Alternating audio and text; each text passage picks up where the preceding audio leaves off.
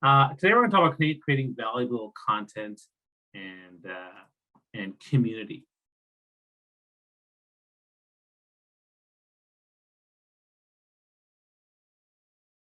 So how can you use the knowledge today? Well, one of the things I talk about LinkedIn. LinkedIn is a place for you to get better at the job you already have, which means it's a way for you to get better at LinkedIn. It's a way for you to get better at thought leadership. It's a way for you to get better at content creation. And so, again, your content creation is everywhere, whether it's in your profile, your summary, it's on your company page, it's in your profile feed, it could be in an event you're doing, it could be in your messaging, and of course, it could be in a video series you created on the platform. And again, who is this for today? Again, we've talked about it, but basically I'm looking for C-suite executives, business owners, entrepreneurs who are passionate about creating more memorability on the platform. That's really what it's about. And I'm just going to pause again because there's something else I want to do about my slideshow.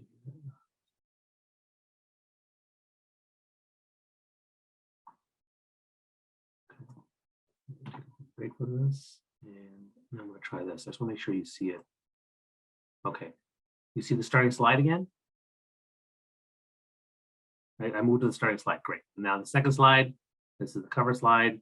How can you use the knowledge? Okay, great. Now I've got the way I want. Perfect. Awesome. So we talked about this. Great. And we talked about who this is for. And again, we know who you are, why you're here. And later on, I'd love to learn more about you in the call, but also for those maybe later in the community group, you can share a bit about like I think some of you, was it Akazi, you put together your entire bio, which was great. We get to know a bit about who you are, which is awesome. And again, the next 60 minutes, what we're going to cover is all this important information about why thought leadership and how personal brand helps your content, the importance of content deep dive, and the new LinkedIn 2.0 and other social platforms and how to get more engagement. And I'll have Q&A afterwards. So in these 5 days, we're focused on, day one is mindset and confidence building, which is the foundation. Day two is about building valuable content. Then we'll get to storytelling, relationship building, and then personal branding. And this is kind of the structure of how I've set this thing up for you guys, really, because the foundation is mindset confidence, which then feeds into your storytelling ability, which feeds into your content strategy, which feeds, and those two things, plus your confidence mindset, feeds into building more meaningful relationships. And even though personal branding also technically should be at the bottom, it's also at the top because personal branding is used to create more focus around who you are and what you're doing. Now, again, my promise to you is to give you all the best content strategies for your thought leadership brand, especially with LinkedIn. That's kind of where I want to focus my energy. And why I do this, again, I mentioned before, my why statements are lost, stuck, or unfilled leaders everywhere. Everywhere I go, meet people feel lost in their jobs, stuck in their careers, or unfilled in their businesses. And so I want to do that work to help you guys out. You know about who I am. A couple things I want to add. I'm a prolific content creator. So I'm author of 3 books. I produced over 1,000 videos, 100,000 tweets, over 1 billion social media impressions with my work the last many, many years. And I'm a LinkedIn influencer with over 60, that actually is now 65,000 followers as well. And my path has been very diverse across a broad range of engineering, brand marketing, teaching, performing arts. And now here I am delivering stuff on thought leadership, personal branding, connection, because that's the core of what I do. So the big question for today that we want to cover is, why is content so important? Why is LinkedIn so important? How do I best leverage it and the communities we're creating today? And then how do I increase engagement? That's what I want to focus on. So what is the most important concept for leaders in today's digital age to master? Anybody want to take a guess either by unmiking or just put in the chat box? I may have alluded to it yesterday. What is the most important concept for leaders in today's digital age to master?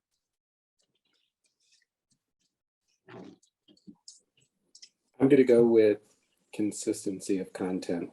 Consistency of content. Okay, great. Consistency. All right. Oh, no. You can have to unmic, or you can tell me, or you can just type it. Either way. All right. We've seen a few people here. Okay. Awesome. Anyone else want to share?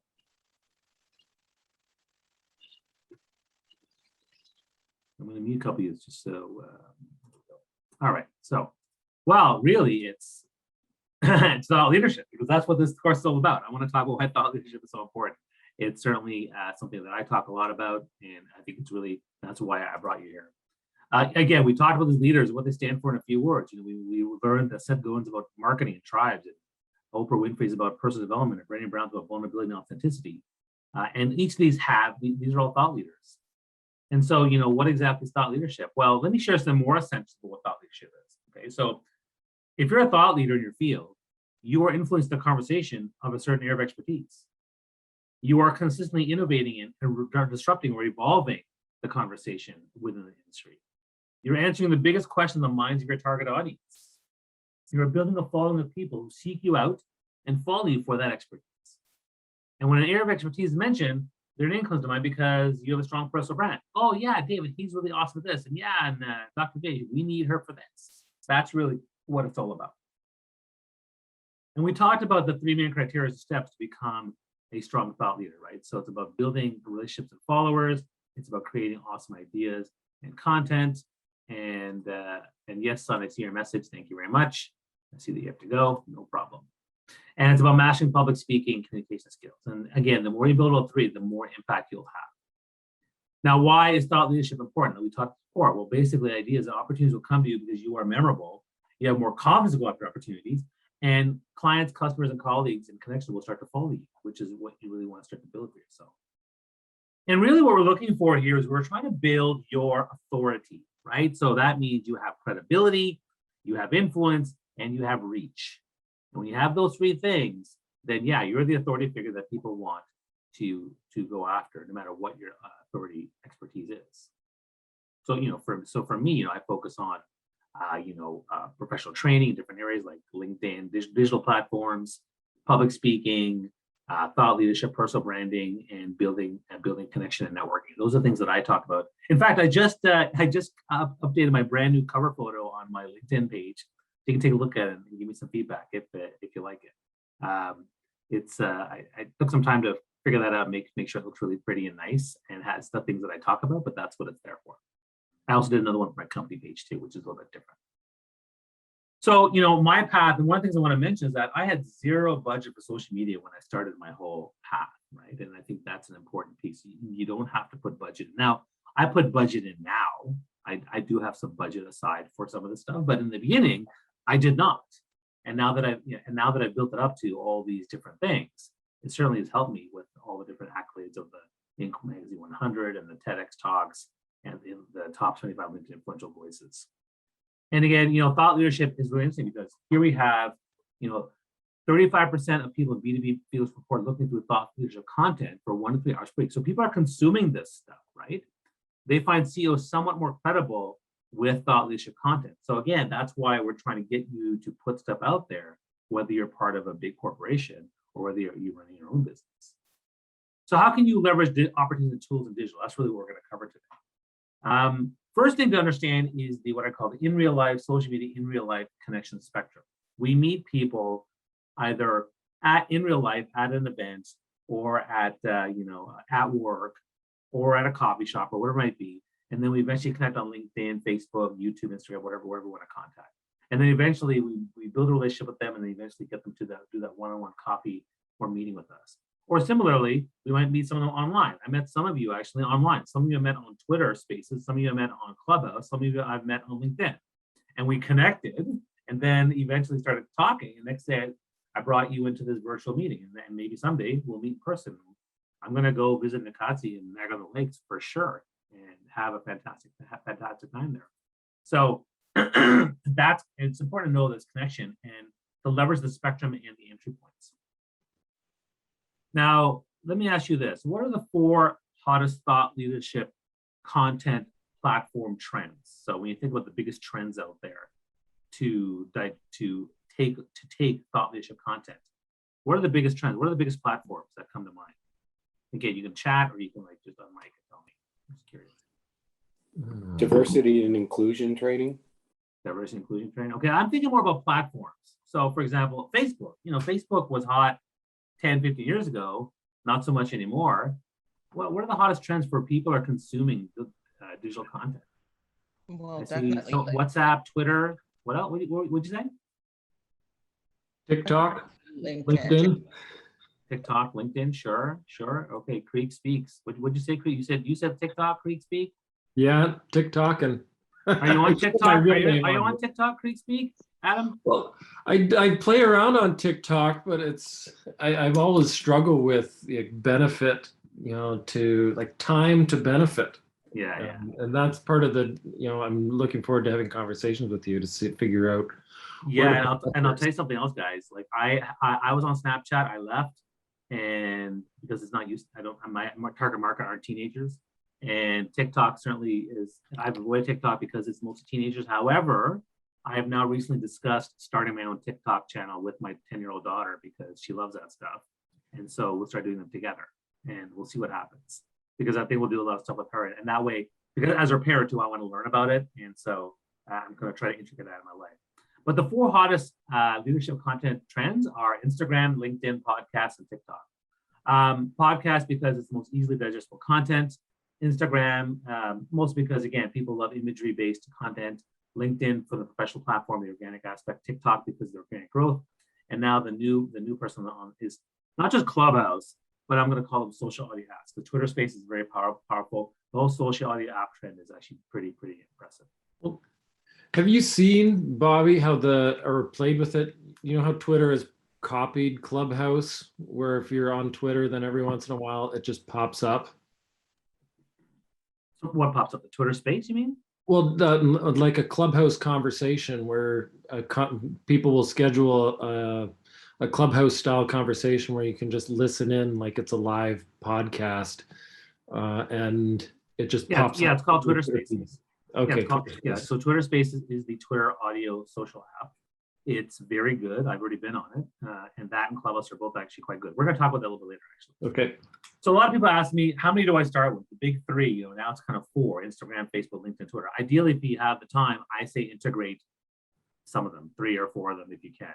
But if you want to do one, I would probably go with LinkedIn. But note that it used to be that personal brand, Facebook was for community building, LinkedIn was for biz dev, and Twitter was for thought leadership. But now they're all interchangeable. You can do all of these on all these platforms. Now, the good news versus the bad news. Well, the good news is there's a lot of opportunity here to grow, and I've been growing since 2004 across LinkedIn, across other platforms. The bad news is that most of you are already 5 to 10 years behind the rest. LinkedIn, for example, has been hot, has been really useful since 2016, 2017. If you haven't been using it, you're already 5 years behind. Other platforms like Twitter and Facebook and have been around for much longer. But that doesn't mean you can't catch up. And the truth is, if your target audience is on Pinterest, like let's say you're a baker, or a real estate person, or a fitness person, there's a huge market on Pinterest because it's image-based. Same with Instagram. So you have to think about those platforms as a place for you to be. If you are targeting young people, then yes, TikTok and Snapchat have to be part of what you're doing. Because if everyone you target is there, you need to be there too. But I'm saying if you have time for only one, invest in. And here's the thing, your brand is everything, right? And I love this quote, you have to be different, great, or first. So the truth is, some of you are not first, and that's okay. That's okay. But you can be different and you can be great. And that's really why thought leadership branding is a big piece of this puzzle. And we align thought leadership brand with personal branding, where I said the other day that every individual organization wants personal branding to give them more focus, clarity of direction, purpose, more alignment, meaning, values, passion, fulfillment, and more impact. And by doing that, they use the personal brand journey to discover, design, deliver their personal brand. And when I showed the model the other day, I talked to the idea that most people are in this design phase and they're not doing the discover phase. They're not diving deep into the self-analysis and identify their values, skills, and purpose. They're not going to their feedback mechanism, their target audience to understand what's going on there. And so they design something that is not fully aligned. It's 65% aligned. It's 55% aligned. When you do the deep dive work, then you have more 85, 95% alignment. And then you deliver, whether you're delivering a career growth strategy, a business lead generation strategy, a content marketing strategy, okay? Then when you deliver out there, it's far more aligned and you get better results, better impact on what you're trying to do. And you'll see this all the time. You'll see people say, well, I launched my content marketing strategy 6 months ago and I'm not getting what I wanted. I'm not getting the sales. Well, then maybe it wasn't completely aligned. Maybe the target is wrong. Maybe the niching, the branding is a little bit off. Or they launch a career growth strategy, which unfortunately they don't revisit for 2 to 5 years. And they're like, you know what? I still hate my job. What's going on here? So then they have to think about what they're doing. So let's talk about building a thought leadership brand with content. And so when we look at the three areas of thought leadership, we look at, I'm going to invest on content creation. That's what we're going to focus on today. So let me start with by talking to you guys and understanding, what are some of your key challenges for content creation and building engagement? I kind of want to understand that from you. So you can just open your mic and maybe share. I'd love to hear from anybody in the group. Well, I think I guess my initial difficulty was that I was just targeting too broad an audience at three different audiences. So Three different audiences, okay. Yeah, so I think that's sort of a lesson learned. That's something that Yes, absolutely. Okay. And so who's your target audience now? Do you have one now, or are you still stuck on three? No, I have one. Okay, good. Any other challenges people want to share? Whether it's to create content or whether it's to create engagement, one of those two things. I saw that David said time. Sure, David, I understand that as an issue. Can you commit 5 hours a week to build your thought leadership brand? That's what I would ask you. If it's 5 hours a week, can you handle that? If not, then I think that's a whole other problem. Because the truth is, if I stop watching Netflix and I learn how to integrate and automate certain tools, I can probably figure out how to leverage 5 hours a week to build my thought leadership brand on digital platforms. Anyone else want to share? Yes, hi, I would like to share. My challenge is really, I think, the deep dive, because I started on Facebook talking about wellness and I shared a bit of my journey, but it was kind of disjointed. So I recovered from Bell's palsy and I used natural methods. And so I've been sharing that. And on Facebook, it's just interesting that some people can see it, they can't see it. And then I want to share from that clarity point of view. So I think I'm struggling less nowadays because I'm posting every day, but I'm also trying to repurpose my content. So I'd like some help with that. Like if I post on Facebook, how do I put it on Twitter and all of these other platforms and Instagram, algorithms and all of that. So I think for me, it's the deep dive and then clarity. Okay, and are you using LinkedIn? I'm on LinkedIn, but guess what? I'm on LinkedIn. I have over 500 followers, but I think I was having a conflict because my husband and I had a sports marketing business that went down defunct. And most of my people on there are in the sports field. And so I feel weird posting stuff.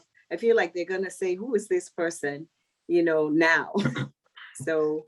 Well, I think what they're going to say is, oh, that's something new and interesting she's talking about. Let me learn more about that. And you might actually introduce more people. The problem with Facebook, and we'll talk about it, is a lot of it's pay to play. And if you have a business page of Facebook, you have to be using targeted ads. So I think it's a big challenge for people. Anyone else want to share the challenges? Efficient automation strategy by every, sure. So there are different ways to automate. Some are better than others. I'm happy to share some of the things that I do in the Q&A. Any other challenges, people? Well, Make sure figure out what's valuable, what's the best bang for the buck, because there's so much that you can put out there. That's one piece that I struggle with. And the other one is figuring out how to authentically connect with people while also driving sales. And so it's, okay, we're ambitious, we want to drive sales, we want to drive our product and drive money, but if you're just hammering, give me money, give me money, give me money, people are instantly turned off and like, get out of my face. I don't want to talk to you.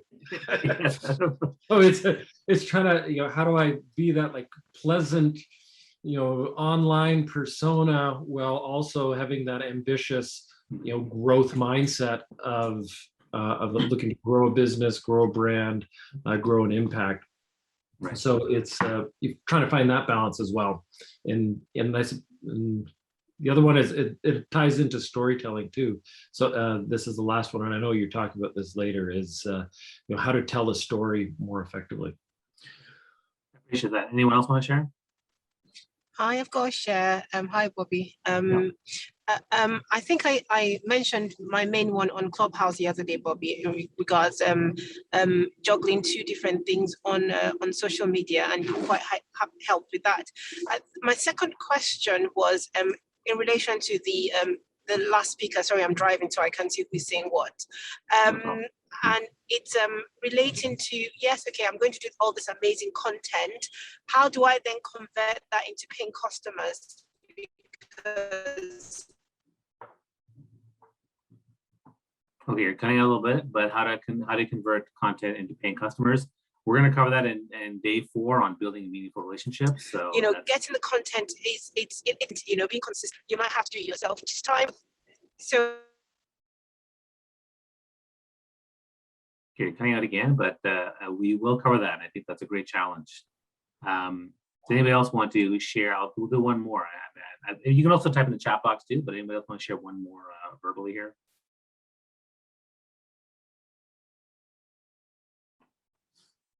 No challenges, everyone's good. You're what to put out first.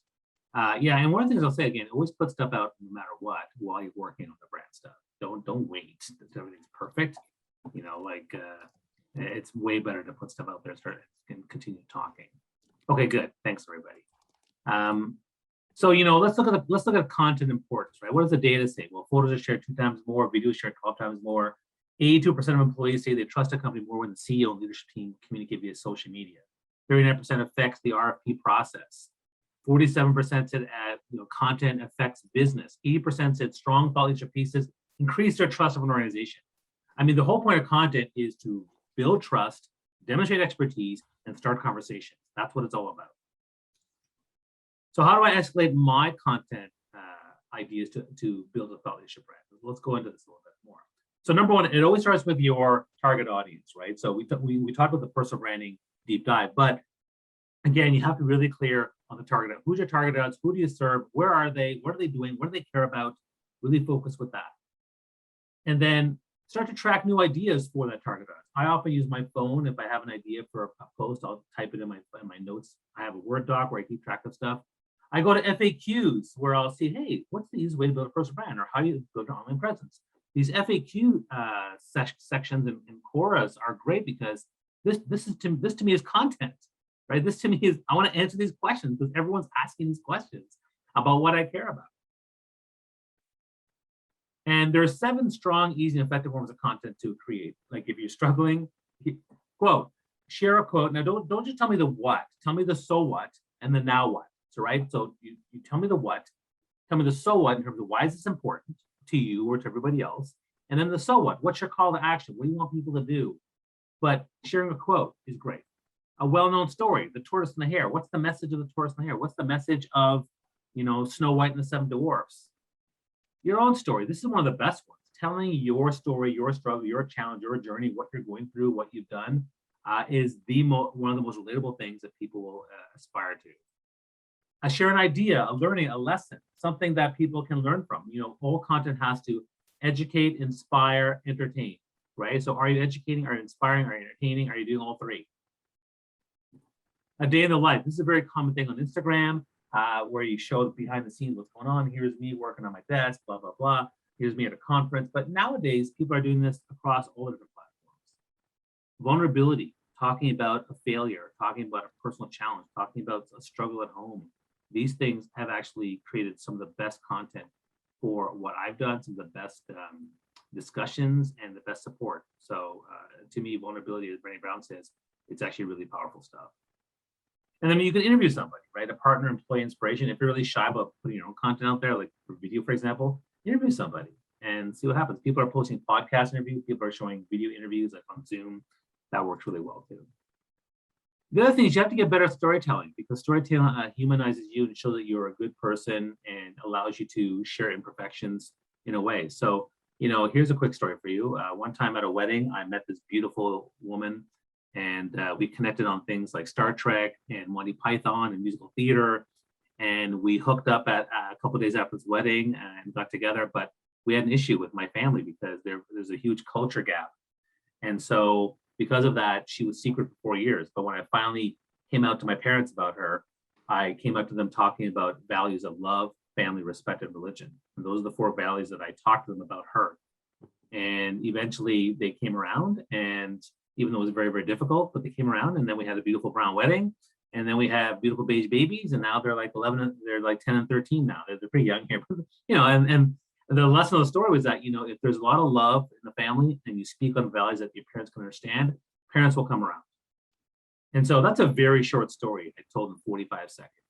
But in doing so, you already had the imagery and emotion. You could probably understand how it felt for me to tell my parents this 4 years into the secret, you know, secret relationship.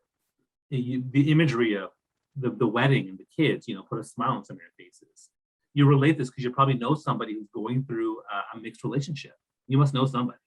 And of course, when you're storytelling, you're saying more than you're saying. You're displaying beliefs, values, and culture, which again are a great way to create inclusion. And storytelling compels people to change the way they feel, the way they think, the way they act, and the way they behave. That's why we tell stories. And again, I'm not going to dive too deep into this. It's covered an entire training on, I believe, tomorrow. But remember, your story is your brand, and your brand is your story. So we want to make sure we have a clear story around our brand, what we're all about. The other strategy is video, more video, right? So video is the future, right? 82% of all consumer internet content is internet traffic is video. 70% people view brands in more positive light after watching interesting video content. And here's the kicker. If a picture paints 1,000 words, according to Forrester research, a 1-minute video paints 1.8 million words. 1.8 million words. Holy cow. So, you know, and there's different video types. I recommend 1-minute videos for a quick tip, 4-minute videos for like 3 or 5 tips, a 8 to 10 minute video for a kind of a deeper training on something, and a 25 to 50, 40-minute long video if you want to do like really deep dive training or a live stream or an interview. And there's also now tools like where you do live streams. There's live streams on Twitter, there's live streams on Facebook, there's live streams on, and I interviewed this person, her name's Michelle Romanow. She's a dragon. If you're American, then you know Shark Tank. She's one of the sharks from Canada's version. And you know, it was great. I mean, the interaction was fantastic. And again, I know there's a lot here to think about when it comes to video, but a lot of people are scared of video. But what I would say is get out of your comfort zone and just get outside that 2% mindset and get into the growth zone. That's what we talked about mindset yesterday, because I want to realize that if you're feeling scared, it's mindset, but we can get you past that. The fifth thing I want to talk about is Microsoft buying LinkedIn. So LinkedIn changed in 2016, 2017. They bought them and everything changed. They became more organic. They started creating more conversations. In the original day, LinkedIn was a platform for just, you know, researching companies, researching individuals, and making a few connections. But we have 3 times more conversions on LinkedIn. It's the #1 social platform for B2B users. 64% social referrals from LinkedIn. This is a little bit older data. Now there's actually 1 to 2% of the total LinkedIn users are getting 9 billion impressions. So what that means is you have an opportunity to create content and be among the few that are doing this versus everybody else, because most people don't. And we're doing LinkedIn meetups now, and I do content. I did a video content with my best friend here, Natalia. I did an upside down post because I couldn't figure out the tech, and I just shared it because I was like, hell, you know what? I don't know what I'm doing. And then I turned it into a lesson. But you know, and then I do text-based posts. But look at the views. The views are insane. Now they're not as good as they used to be, but still, I never got anything on Facebook or Twitter like this. 65,000, 79,000 views. That's insane. And so that's why the organic reach on LinkedIn was fantastic. And even more so, I did an analysis of all my different platforms back in the day, and I found that my ratio of views per follower compared to Facebook, Twitter, Instagram, YouTube was twice or 5 times or 10 times or 100 times or 1,000 times better than the other platforms. And it's still that way. And I have people like reaching out to me with my content. So you know, when I reach out to Miguel Forbes, he's like, "Hey, nice to hear from you," which is fantastic, because when you build a thought leadership brand, people respond that way. And again, you know, the standard stuff for doing LinkedIn strategies, native video, long form posts, and whatnot. You know, storytelling becomes a big piece that you can use as you do it, whether it's short form, long form articles, or native video. And again, we'll do storytelling tomorrow. There's also the ever-evolving LinkedIn algorithm, which is important to understand how it works, because it navigates our organic traffic. So this is an older one, but it keeps changing, keeps evolving. And actually, to Adam's point, you know, you have to keep evolving too, and what kind of content you do. Because back 2 years ago, there was content, I did videos all the time. Now I don't as much. And now I do more polls, and you'll see why. Because it identifies how good your content is, and then eventually it'll keep it in the algorithm. So there was actually research last year, end of last year, that actually came out, talk about everything you need to do well. And some key things that came out of it, long text and documents are the best content. So basically what's called a carousel or a slider post. Because what it does is it increases the dwell time that people are on your post. And because they're sliding across, you're reading your slides. And so there's a great increase in your content. Videos, but in their very nature, are best square, 30 to 60 seconds long with subtitles. Again, we see 46% increase with that. Your SSI score and your profile ratings matter. So having a 75% score is helpful. So is having an all-star profile. Comments are better for views and engagement, better than likes, better than shares. And you can also now put your link in the post. Back in the day, we used to have to hack the link, which I won't get into, but now we don't do that anymore. You put the link in without fear of any sort of retribution. And of course, if a post is doing well, you can let it breathe. There's no need to do a post every day. I had a post that went viral just about a month ago, and it hit 2.7 million views. And that's my second best of all time. The other one's 3.2 million. And there's nothing even close to that. The third best was 200,000. So it tells you the big gap. But I let it breathe for 4 days. I didn't even touch it. I just kept responding to comments and continue to talk to people, which was great. But here's some good news for you guys. Hot off the presses. 2 days ago, there's new research on the algorithm. And because you're part of my wonderful new community here, I'm going to share with you the new stuff that just showed up. All right, isn't that exciting? All right, so yeah, so Jack, doesn't mean we no longer get dinged for inserting links and posts. You do not, but also the truth is that they don't do as well as the posts anyways, but you don't get dinged for it, okay? So here's the new information. So first off, polls on average have 450% more reach. Document posts and carousels have 250% more reach. And those two things, again, are very popular. And I encourage you, if you want to get engagement, try doing those for your posts. Now with videos, the only thing that's changed with videos is that now if you can add a frame thumbnail, like an opening photo to your post, so people see what your topic's about, they're more likely to click on it. However, reach on videos has declined, and I will tell you that my reach has also declined, and so I don't do them as much. However, I still use them as a means to create that ROR. Remember the 1.8 million impressions? Doing a video every once in a while, people still see your face, see your intonation, see your energy, so it builds great trust. The timing. So in order to get the best results, you want people to engage in your post the first 2 hours after publishing. And after that, at least within the first 24 hours. Afterwards, it doesn't make much difference after that. So those are the two kind of guidelines you want to go for. So, I put on our challenge page, if you want to share your links and posts of what's going on, we can share and comment and hopefully see it in that first 2 hours, and we can comment and make your post do well. And then frequency. And this is one where now I've learned I'm going to change. They say you don't post multiple pieces of content within 24 hours. You lose engagement because it takes away from the other post. So some people are posting twice a day, 3 times a day. You shouldn't do that. And finally, comments. A comment is 4 times more powerful than a like, and 7 times more powerful if the comment is given the first 2 hours of the post. And comments with less than 5 words are less powerful. So make sure you're putting longer comments than just "great, awesome, you rock." Be more thorough with that type of stuff. And we see people out there who are doing some really, really good jobs. Here's Chris Johnson. He's a recruiter.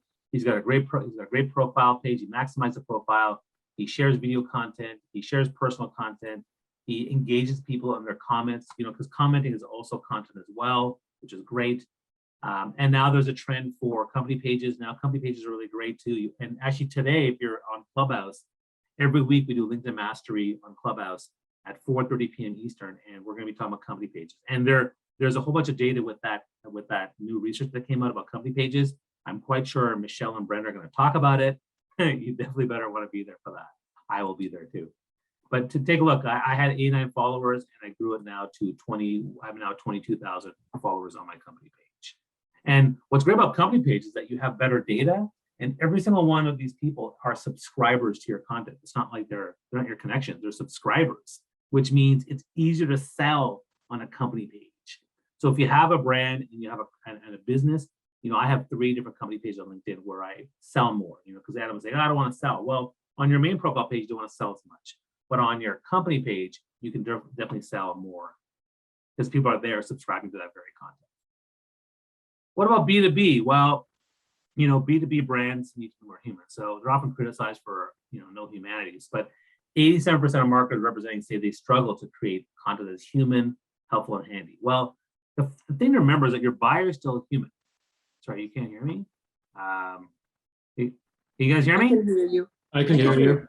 All right. Oh, sorry, we can hear you now. I think you were Okay, just, okay. No worries, no worries. there for a bit. That's fine though. I can see the chat, so by all means, please let me know if something happens. So I was just saying that 87% of marketers struggle with B2B content, but human is the way to go. You want to actually be more human. So the same rules apply. So stories will be a driving force. Sharing a story of a customer or a client, what they've been through, that type of stuff goes a long way. So if you want to build thought leadership content, you want to track new ideas, know the content type to create, focus on better storytelling, leverage video, leverage the new LinkedIn. Now, what have I specifically done to create greater engagement on LinkedIn? So in the early days, and when I mean early days, I was posting very frequent content. Before 2017, I was posting like 6 times a day using like Buffer or one of those automated systems, and they actually suck now, so I stopped doing it. But I also, when I started on 2017, I started tagging lots of people to get attention, and tagging, some people, don't like that, but in the beginning days, I was hustling, so I was trying to do whatever I can to get attention, and so sometimes it worked, sometimes it didn't. But I also private message people. I would send a message to about 10 people, say, hey, listen, I posted on the day. Could you please take a look and comment and let me know if you have a post I can comment on. I want to engage, support you, and comment on your post. And that worked pretty well. Most people were very, very kind about that. I would share short video tips under a minute long. I like the one here in the picture. I was using very strategic hashtags to get more reach. I was using engagement pods. So basically, these are groups of people where they get together and they build more engagement. And there's a lot of there's pros and cons of this, which I can certainly get into the Q&A. The big pro, of course, you get more awareness on your content. The bad part, and you also learn a lot from people who are there or who are quite smart about LinkedIn.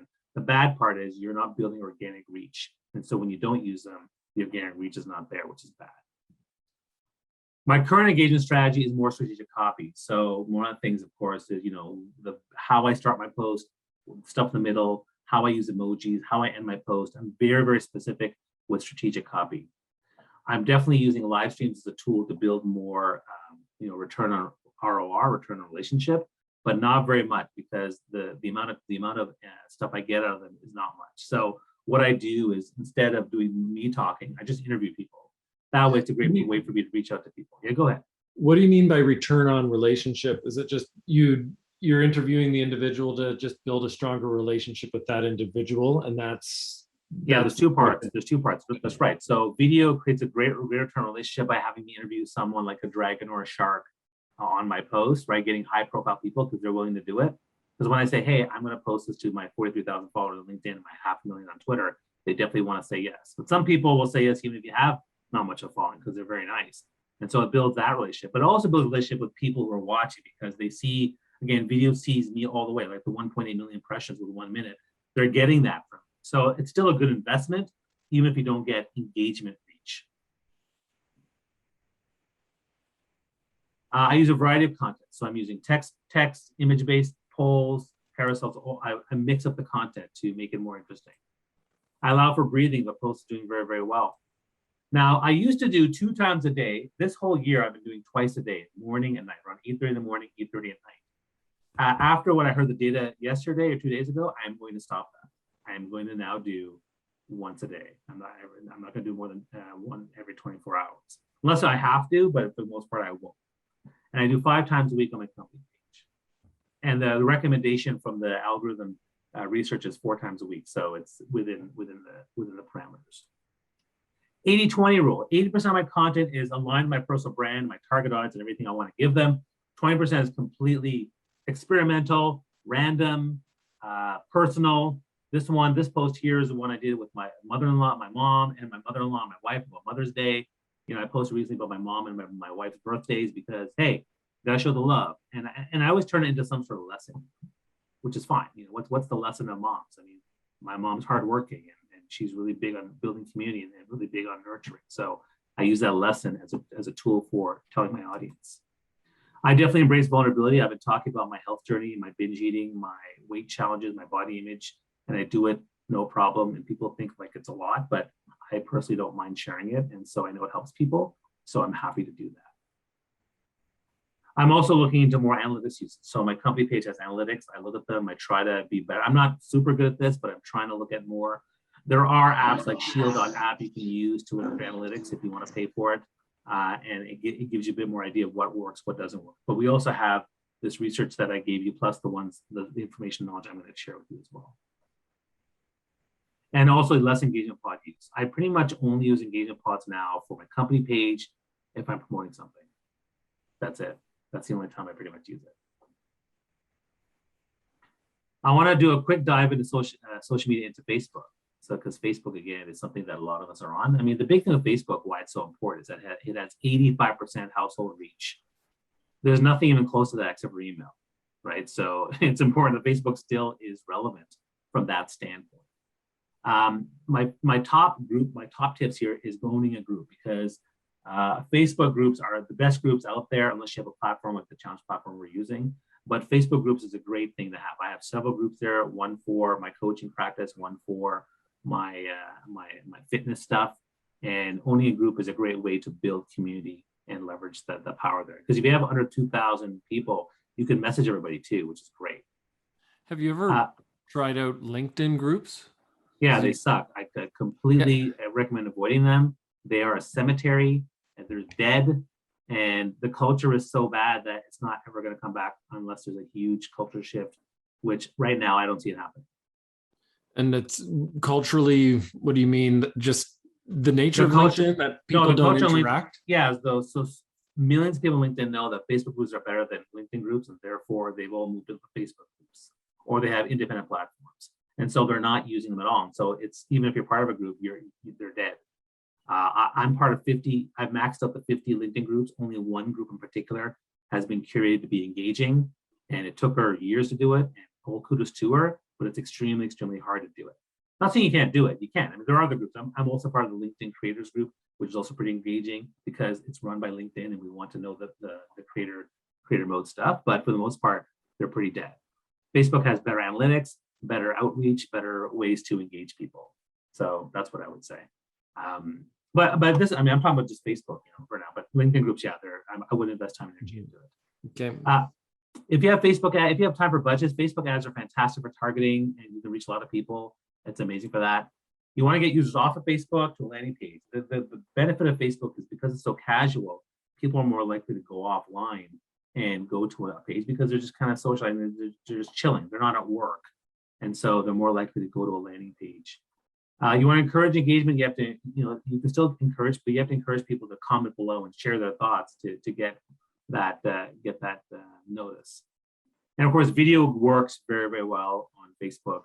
Use video all the time if you can. And guys, I know I'm a little bit late too. I think there's a lot of content here, and so if you want to stay past 1 o'clock, please do. If you have questions, put them in the chat box. I'll answer them at the end. It'll be in the recording. But I definitely think I'm going to go longer today. Probably because I added all that new LinkedIn content, which was really awesome. But hey, I hope you don't mind me giving you more information than normal. Let's talk about Twitter briefly about this. So with Twitter, again, I have 500,000 people, 500,000 followers on Twitter. One of the things with Twitter is to align with the culture, which is, it's about thought leadership content and sharing the best information, following people who are sharing best information. But one thing about Twitter that's great is that everyone's accessible. People you love, people you hate. You can tweet to Lady Gaga and she might respond to you. And people love that accessibility. And people are also very responsive. When I go after thought leaders or influencers or leaders, they typically respond to me, which is actually quite nice. You want to leverage influencers. You want to build a presence on Twitter. You want to leverage influencers, engage them, ask them to engage in your stuff, and eventually they'll start retweeting your content, which will actually start to build your following. You want to build awareness, not transaction. So Twitter's not the place to sell. In fact, most social media is not the place to sell. Social media is about building awareness. If you want a transaction, you got to get them on a call. They have to be, it has to be an email exchange, like a newsletter. That's where, or a DM. That's where the magic happens with conversion, which I'll talk more about on Thursday. A strategic balance of content. Again, you can talk about anything you want on Twitter, and I typically talk a lot about politics, but I also talk about pretty much anything: pop culture, my family, business, fitness, you name it.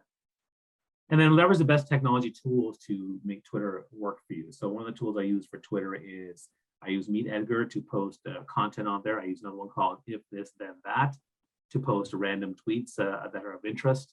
I use Tweetbee as a tool to navigate and manage my followership. These are all really great tools. You can Google them too, but you can also ask them. I'm happy to share them in our community. And a new thing is that Twitter launched Twitter Spaces, the social audio app. And I've been there several times. I love it. I think it's great. And it's just as good as Clubhouse, just in a different way.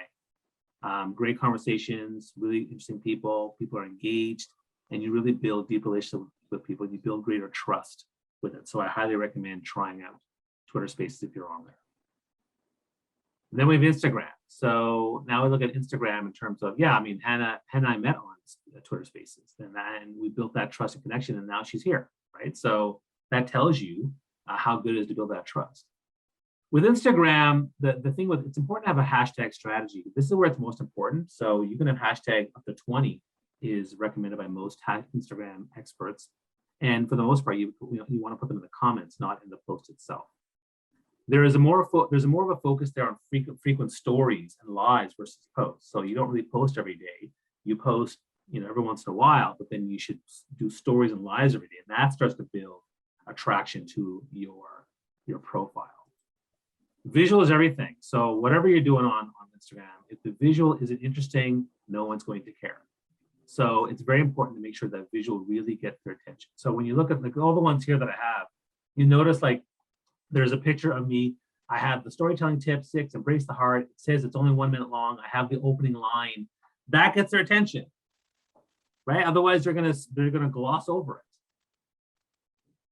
The first 2 lines of your copy is so key because you're going to want them to click the read more, see more. The first 2 lines gets their attention on the text part of the post.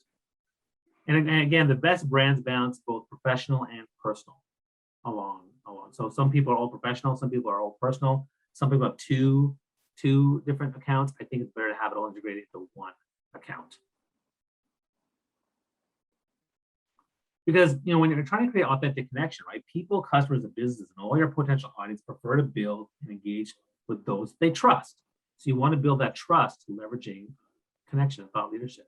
So how do we build a stronger brand of authentic connection in the digital age? Well, a big piece of it is involving them so they understand who you are and they understand why they're connected to you. So telling and showing is fine, but involving them in the journey is going to be best. We talked already about video. Video is a great way to involve it. It has great ROI. There's also how you respond. So when people respond to you, or when they share stuff, do you respond? Do you respond in a timely manner, or does it take 3 months? Going back to the Adams thing on the groups thing, LinkedIn groups. I remember posting something there, and someone commented 3 months later. I was like, okay, great. The event's 2 months ago. Thanks for commenting. And that's kind of the culture, which is kind of weird. So respond in a timely manner. Now you can't respond to everything. I get it, but respond to the ones that matter in a timely manner. How thoughtful is your response, right? Is it just a quick 1-word thing? Is it a quick, or are you actually more thoughtful about it? I have a guy who emails me really short, abrupt things. And when he does that, he's like, great, thanks. And when he does that, I feel like he's too busy for me. That's how I feel. And I think most people feel that way. When some of you actually emailed me about the access to the Google Doc, right, for the download of the worksheet. And I didn't say, no, I didn't say, just download it. I said, hey, thanks for hearing from you. Yes, you need to download it, or you can join the challenge group. And I sent a personal message, and that work goes a lot better. How in-depth your response is. Is it a quick note, or is more deep? How helpful? Is it helpful, or is it not helpful? Try to be helpful whenever you respond to people. And then, of course, does it lead to real authentic action? If you really do lead to action, people love that. They prefer that you actually are someone who's action-oriented. So this will really add to your depth of connection when people comment on your post, or they send you a DM, or whatnot. And then, of course, you want to build and evolve community. Goldie Chan has hashtag Daily Goldie on LinkedIn. She's used a personal hashtag. I recommend all of you to create your own personal hashtag on LinkedIn. I use what's called Power of Connection. Some people say it should be Bobby's, Bobby's whatever, Bobby's tips or whatever, but I use Power of Connection as my main one. You can have one that's more personal to you if you want. But again, having a personal one and building a following around that goes very, very well. And then finally, I think empathy is the root of all understanding connection. If you can use empathy in your posts, it's the #1 sought after leadership skill, and people always who struggle with empathy, apparently 20% of the world lack empathy, which is interesting. So how do I teach empathy? Well, always ask 3 questions when people comment, respond, email, or if they even critique you, or if they're haters. Ask 3 questions. Do I know how they're feeling? Number 2, can I understand why they feel that way? And number 3, which is the most important, which most people don't do, how can I support their feelings? And if you can do that, you're going to be able to leverage empathy quite well for your response. So you want more authentic digital connection, more videos and stories, how you respond, build an evolved community, and leverage empathy. The last thing I want to talk about today is Clubhouse. So when I joined Clubhouse on Christmas Eve, because I was here during the pandemic and I didn't have much going on, the kids were in bed and my wife was wrapping presents. So I was like, and three people I trust recommended Clubhouse. So I went and I thought it was amazing. I was like, the power of the deep audible connection was amazing. And so I decided to do a LinkedIn Mastery session there every single day. And it's now at 270 days in a row we've had LinkedIn Mastery sessions at 4:00 Eastern on the platform. And then I started a Thought Leadership Brand Club, which is now, and then my profile grew and the club grew. And now, I have 12,000 followers. I have 16,500 club members in the Thought Leadership Brand Club. We have 35 weekly rooms with an inner circle of 60 lead moderators who get weekly coaching calls, resources, and training, and they collaborate with each other all the time, and they're growing the club. And we recently did a town hall last week to find out what people are doing. And it's been an incredible journey for me. Now, I'm going to explain why I use it still. So first off, Clubhouse is great because it enhances creativity and community for what you're doing. There is an exclusivity piece because not everyone's there. You're feeding that fix of normal conversation that people have been missing and we're going back to, but they're still missing it. It's humanizing us through authentic audible voice. And I cannot tell you how powerful that is. It's quite good. In fact, many people who are here in this training today are here because we had an authentic audible connection through Twitter Spaces or Clubhouse. And now they're here because they said, Bobby, we like what you're talking about. We appreciate the way you talk. I'd like to learn from you. It's the power of podcasts, right? The most easily digestible content with the power of connection community. So you can actually build community and connection while doing dishes, while going for a walk, while folding your laundry. So Clubhouse is easily integrated into my life. And it's a unique culture, which means you have a chance to evolve the culture, unlike, say, the evolving the culture on Facebook or on LinkedIn, which have been around for a long, long time. Key takeaway, there's both hunger and broad appeal for all on Clubhouse. So, and again, I also in social audio apps in general, but Clubhouse is where I've invested a lot of time and energy. There's greater communication leads. So there's a huge influx of more Instagram and Twitter DMs. So one of the things that's happened is when I DM someone on LinkedIn, what's the percentage that they respond to me? What do you think? What percentage of people respond to me with my LinkedIn DMs? Any ideas? What kind of DMing are you doing? Well, I'm just saying, hey, how's it going? Or, hey, you signed up for my event. Are you going to come to it? Like DMs in general. I would say it's less than 20%. Yeah, it's 10 to 20%. Okay. Now, when I DM them on Instagram, what do you think it is? Hey, you were in my Clubhouse room. I really appreciate it. Hey, I love your stuff. What's the percentage? Upwards of 60. 80% for me personally. 80% of people respond to me. It's actually amazing. It's amazing. So that the DMs on when it comes from Clubhouse and I go to Instagram or Twitter, they're responding to me fantastically. It's great. There's a great monetization opportunity through tipping, subscription, and ticketing, which we still haven't built, but there's an opportunity there for sure. You're building greater trust, which then leads to higher conversion. So when I run a Clubhouse room and I say I'm doing a training, people say, yeah, let's do it. I'm here with you, Bobby. I love it. Let's do it. I remember the first time I did it, I did the whole session on how to grow your club on Clubhouse, and people said, "Bobby, are you gonna do a training on that?" I was like, "Well, yeah." Is it paid? Well, I haven't decided. Well, they're like, if you want me to pay you, I would do it. Just send me a DM. So I said, fine, I will create a training and just DM me. And then 6 people DM me. I sent them a link and they all paid right away. I was like, wow, that never happens on LinkedIn. That was amazing. So the key takeaway here is that it's easier to reach out to people and create opportunities, which then leads to business growth. And I see Jack said 30 and Hannah said 20, 40. That's great. Appreciate the comments. So how do I integrate them? Well, I use LinkedIn as a tool to strategically network with people, demonstrate my thought leadership brand, and do my content. But then I use Clubhouse as a tool to deepen the relationship. Come to a room with me for 1 hour, deepen the relationship, whether it's, again, Twitter Spaces or Clubhouse, deepen the relationship, build greater trust. It's way faster in 1 hour on audio spaces than it is with 10 videos that I post on LinkedIn. It's way, way faster. And within that hour, or even the 2 sessions, I'm building community, I'm building trust, and next thing you know, I can move to the business aspect. We then get into DMs, whether it's LinkedIn or whatever, and next thing you know, we're exchanging, having a Zoom call, and pretty soon it leads to business. Okay, so it's really amazing that way. The content homework worksheets for today, again, we sent you the self-confidence, fears, and mindset exercises. Make sure you've done that. It's all on the platform. Now I want to do a content exercise. I want you to actually share content, and we're going to talk about that in a second. But the idea, again, laying the groundwork, planting the seeds, reaping the benefits. So your challenge is to create a post on LinkedIn and tag me and tag everybody in the group if you want. Like, just tag us so that way, and let us know we're doing. And then if you post on the community group that, hey, I posted this, did this post, I just want you to share learning, something you've learned today. Something you learned today. So, tag me, tag DYP if you can.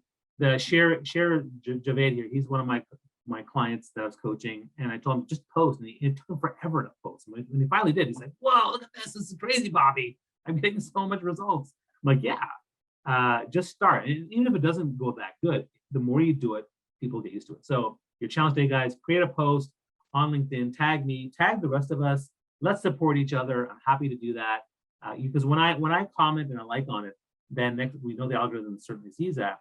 But then the 43,000 followers that I have see that I've commented on it, which also adds to your post. The reason why my 2.7 million posted so well is because Jeff Weiner commented and he has 10 million followers. And the next thing, the thing just took off. And of course, if you haven't joined our community, our challenge community here, the Build Thought Leadership Challenge, it's great because this is where I share. And so, I'll send you the email still, but you can share your own stuff, your own questions. People are already sharing there. They're looking at the different articles that I posted. This is a place for us to engage privately on our own, and we can support each other. So I highly recommend using the community. You're going to get great value out of it. All right, and so again, today was day 2, creating valuable content in the community. And I'll stick around for longer for Q&A. I know we're over time, but I'm happy to stick around if people have questions about everything on the slides. We can even go back to the slides to look at stuff. Day 1 was mindset. Day 2 is creating valuable content. Tomorrow we're going to start storytelling and how to tell really powerful stories. And then we'll go to day 4, relationship building, and then day 5, personal brand. Then we'll talk about next steps and ways we can perhaps work together even more. Some final thoughts for today. Again, it's about authentic digital connections, about how you say it, how you respond. You got to show a little love. You got to give something of value. And here's what's really important when it comes to personal branding and your target audience's needs. Make someone feel like we meet their needs without them having to verbalize what they are. If you can do that, your content and your brand are going to do quite well in building that niche following of people who love it. And again, it's okay to ask for help because not all of us can do it. We may need help with LinkedIn. We may need help with some of the other stuff. So we may need help with our video content. We may need help with our storytelling, but it's okay to ask for help because a coach will help you focus, create accountability. They're good for soundboarding. Most importantly, when I work with my coach for my business, when I work with my coach for my fitness, they 10x my results. And again, you don't have to be great to start, but you have to start to be great. I love this quote. It's like one of my favorites of all time. So just start, get it going there, and I'm happy to take you on that journey to get to that next level. And again, you got to want it. Knowing is great, but are you going to apply the work? So are you going to apply the homework and apply what we're learning here today and yesterday and the next few days? That's why I wanted you to commit to 5 days, because I wanted you to understand that it is a commitment, it is a process. But again, working with me and working with each other, we're all a family now. Okay, there's Uncle Adam over there, there's cousin Hannah, there's Auntie Nakatsi, right? We're all family. So we're all family now. So let's work with each other. All right, so that's my content part today. I'm going to stay